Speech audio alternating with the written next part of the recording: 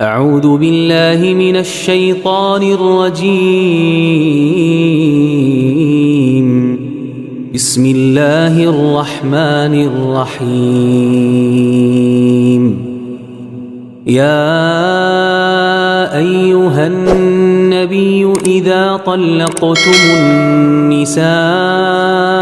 فطلقوهن لعدتهن وأحصوا العدة واتقوا الله ربكم لا تخرجوهن من بيوتهن ولا يخرجن إلا أن يأتين بفاحشة مبينة وتلك حدود الله ومن يتعد حدود الله فقد ظلم نفسه لا تدري لعل الله يحدث بعد ذلك أمرا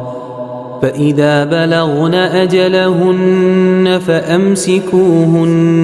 بمعروف أو فارقوهن بمعروف وأشهدوا ذوي عدل منكم وأقيموا الشهادة لله ذلكم يوعظ به من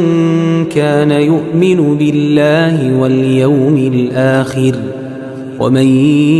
يتق الله يجعل له مخرجا ويرزقه من حيث لا يحتسب ومن يتوكل على الله فهو حسبه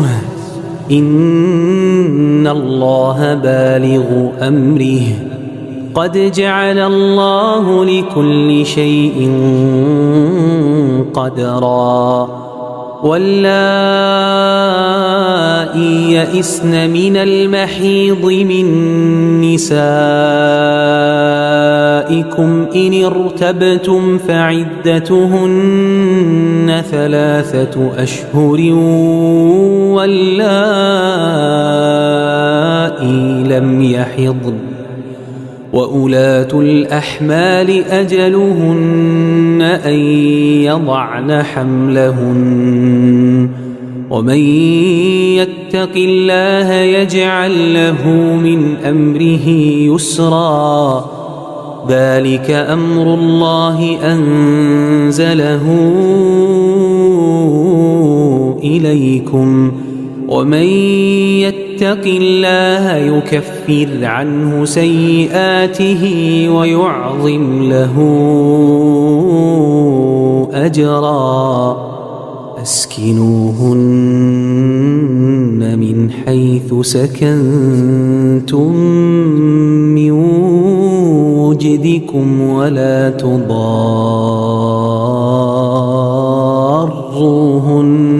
لتضيقوا عليهن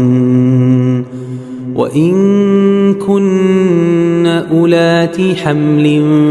فأنفقوا عليهن حتى يضعن حملهن فإن أرضعن لكم فآتوهن أجورهن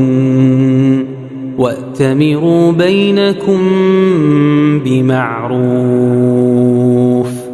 وإن تعاسرتم فسترضع له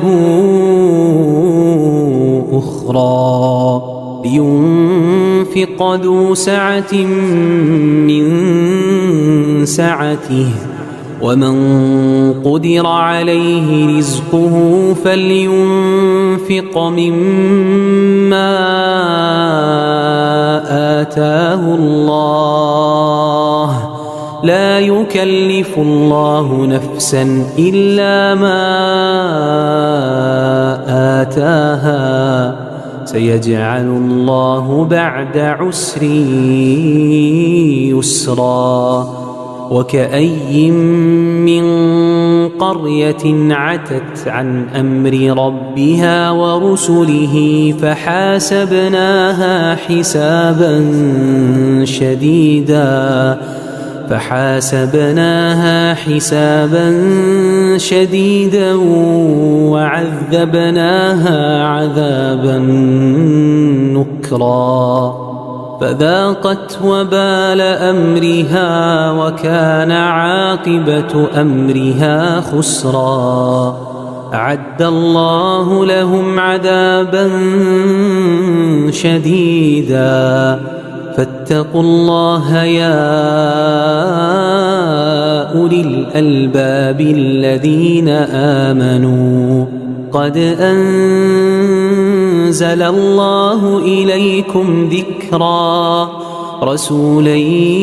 يتلو عليكم آيات الله مبينات ليخرج الذين آمنوا وعملوا الصالحات من الظلمات إلى النور ومن يؤمن بالله ويعمل صالحا يدخله جنات تجري من تحتها الأنهار خالدين فيها أبدا قد أحسن الله له رزقا الله الذي خلق 7 سماوات ومن الأرض مثلهن يتنزل الأمر بينهن لتعلموا أن الله على كل شيء قدير وأن الله قد أحاط بكل شيء علما